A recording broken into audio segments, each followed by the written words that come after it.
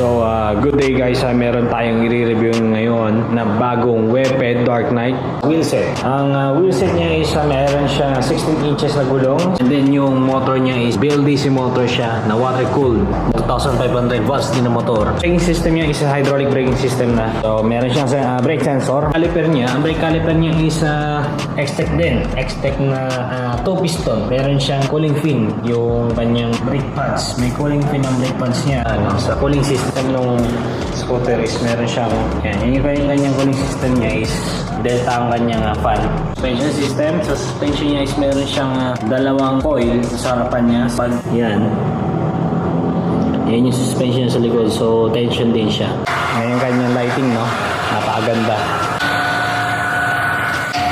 So Weped hit like. Kung meron pa kayong mga gustong katanungan, pwede nyo ilagay sa comment section.